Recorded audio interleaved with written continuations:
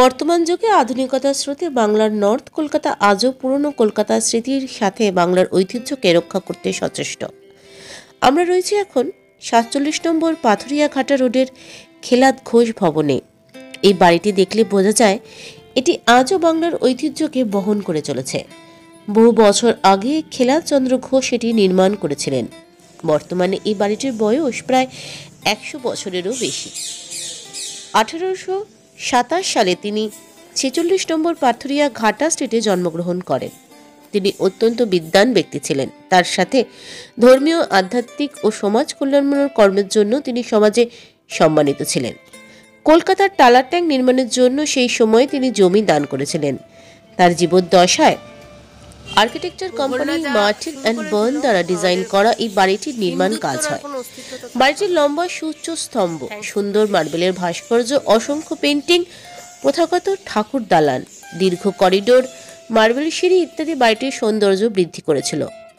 এই সময় খেলাদ ভবন ছিল কলকাতার সবচেয়ে গুরুত্বপূর্ণ লাইভ থিয়েটার ভেন্যুগুলির মধ্যে একটি ও পারফর্মিং আর্টের ক্ষেত্রে সর্বদা অগ্রগণ্য।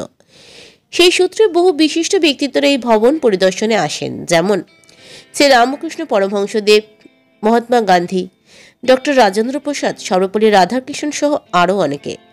বর্তমানে এই বাড়িটির স্বত্বাধিকারীরা বর্তমান যুগের সাথে কিছুটা মেলবন্ধনে এই ভবনকে নবরূপে সুসজ্জিত করতে চলেছে, যাতে আগামী দিনে বাংলার ঐতিহ্য প্রেমীদের কাছে ও পর্যটকদের জন্য এটি দর্শনীয় স্থান হয়ে ওঠে। এর সাথে পর্যটকদের জন্য এখানে থাকবে বাঙালিয়ানা আহারের সুব্যবস্থা। আগামী দিনে এই ভবন যে কলকাতা ভ্রমণকারীদের জন্য আকর্ষণীয় স্থান হয়ে উঠবে তা বলাই বাহুল্য। নমস্কার, আমি শ্রীমতী করবী ঘোষ, এই খিলাদ ভবনের বর্তমান স্বত্বাধিকারী। আমাদের এই বাড়িটা ১৬৭ বছরের পুরনো, আর আমরা এখন এই বাড়িটাকে নতুন করে আবার সাজাচ্ছি। আর আমার পাশে আমার ছেলে প্রদীপ্ত ঘোষ রয়েছে, যে আমার পরে এর উত্তরাধিকারী হবে। এবার আপনি যদি কিছু প্রশ্ন করতে চান, প্রদীপ্ত ঘোষকে একটু করুন। আমরা শুনেছি যে এই বাড়িটাতে বহু প্রাচীন পুজো হয়, কি বলবে তোমার এই পুজোটা নিয়ে? হ্যাঁ, আমাদের বাড়িতে দুর্গাপূজা হয় প্রতি বছর, আর এটা 167 ইয়ার্স পুরনো পুজো হয়। আর এটার ঐতিহ্যটাকে, বাঙালির ঐতিহ্যটাকে ধরে রাখার জন্য আমরা এই বাড়িতে প্রতি বছর নতুন কিছু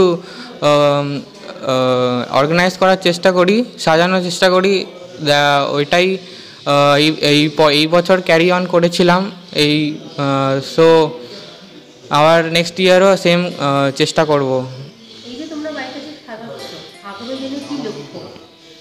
আগামী দিনে আমরা চেষ্টা করছি যে এই বাঙালির ঐতিহ্যটাকে ধরে রাখার জন্য এই বাড়িটাকে নতুন ট্যুরিজম জন্য ইউজ করতে, আর যাতে আরও লোকেরা এই পুরনো কালচারের ব্যাপারে আরও জানতে পারে, তাই জন্য আমরা চেষ্টা করছি যে এইটাকে সবার জন্য খুলে রাখার।